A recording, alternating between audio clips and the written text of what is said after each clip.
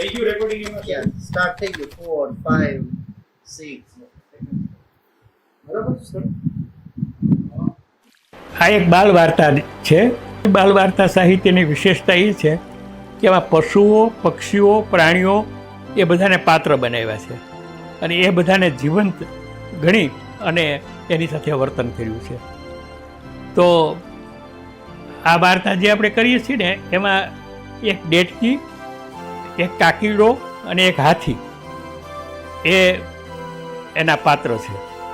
આપણા સમાજમાં એવું બને છે કે કોઈ સામાન્ય માણસ હોય કે સામાન્ય કુટુંબની સ્ત્રી હોય, એ કોઈ અત્યંત શક્તિશાળી વ્યક્તિને કે અમુક સમૃદ્ધ કે ધનવાન વ્યક્તિને પરણે તો એને અભિમાન આવી જાય અને એ અભિમાનમાં એ બીજા બધાને તુચ્છ સમજવા માંડે. તો મનોવૈજ્ઞાનિક રીતે આ વાર્તાને લેવાની, વાર્તાની સત્યતા અંગે કંઈ ચર્ચા કરવાની નથી, પણ આ એક પાત્રોની મનોવૈજ્ઞાનિક ભૂમિકાની કક્ષાએ આ વાર્તાને મૂલવવાની છે. વાર્તા સાવ ટૂંકી છે કે એક ડેટકીએ એક કાકીડા સાથે લગ્ન કર્યા અને કાકીડા એટલે એ જે ઝાડના છોડ ઉપર બેઠો હોય એનો જાણે કે રાજા હોય એવી રીતે હોય. જ્યાં જે ડાળી ઉપર બેઠો હોય કે આસપાસના જીવડા બધા ભાગી જાય, જીવડાને બધાને પકડી લે. એટલે ડેટકીના મનમાં એમ કે આવો મારો પતિ છે ને એ તો બહુ બહાદુર છે, બહુ શક્તિશાળી છે. હવે એ ડેટકી આમ ચાલતી ચાલતી જતી હતી ત્યાં સામેથી હાથી આવતો હતો. હાથીએ કાંઈ એની સામું ન જોયું એટલે એણે કીધું કે છપ્પર પગા હાથીડા, જરા જોઈને ચાલ, હું આવું છું. તારા પગ નીચે રૂડું રતન જગદાશે, હું રતન છું. તો હાથીએ કીધું કે એલી ડેફરા પેટની ડેટકી તને દેખે છે કોણ? અને ડેટકીને ખોટું લાગી ગયું. હાથીએ મને ડેફરા પેટની ડેટકી કીધી એટલે એ તરત જ ગઈ કાકીડા પાસે અને એણે કીધું કે ડાળે બેઠેલા રાજા ભોજ, ઓલા છપ્પર પગા હાથીડાએ મને ડેફડા પેટની ડેટકી કીધી. તો કાકીડાએ કીધું કે એમ તને એમ કીધું? જાઓ પદમણી પાતળા, માગણને માર્યો જોશે. માગણ એટલે હાથી, જે પૈસા માગતો હોય ગામ એને માર્યો જોશે. બસ આટલી વાર્તા. પણ આમ તમે જુઓ તો કોઈ પણ પાત્રનું મનોવિશ્લેષણ આમાંથી આપણને મળે. આ ગીજુભાઈ બધેકાએ લખેલી જે બાલ વાર્તાઓ છે એમાંની એક છે. આવી ઘણી વાર્તાઓ છે. એક વાર્તા એવી છે કે એક સિંહ છે. એ સિંહ એ ગુફામાં રહે છે અને એક દિવસ એ સિંહ છે ને ફરતો આમ દૂર જતો રહે છે અને એક ગામના રસ્તાની નજીક સાવ પહોંચી જાય છે. ત્યારે માણસો બધા પસાર થાય છે ને એ બોલતા જાય છે કે હાલો હાલો જલ્દી, હમણાં સાંજ પડી જશે. તો સિંહ વિચાર કરે છે કે આ સાંજ કેવી હશે વળી? સાંજના સમયે કે એમ કહે છે કે સાંજ પડી જશે. માણસ છે સિંહને પણ સર્કસમાં નચાવે એવો માણસ જેનાથી બીવે છે, એ સાંજ શું હશે? એટલે એ ભયભીત થઈ જાય, એના મનમાં ભય પેસી જાય છે અને એમ કે સાંજ કોઈ રાક્ષસી હશે તો હાલ હું જલ્દી ભાગી જાઉં.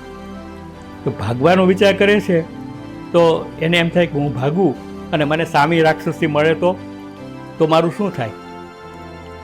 એટલે હું આઈને બેસી રહ્યો. એટલે એ એક ઝાડ નીચે લપાઈને છુપાઈને સાવ મૂંગો થઈને બેસી ગયો. એની ત્રાડ નાખવાનું ભૂલી ગયો અને એ રાત્રે ત્યાં બેઠો હતો. રાતના લગભગ અંધારું થઈ ગયું અને ખૂબ 11 વાગ્યા હશે, ક્યાંય સમયનો ક્યાંય કોઈને ખબર નહોતી. એમાં એક બળદ વેચવા માટે બળદની પોઠવાળા નીકળેલો.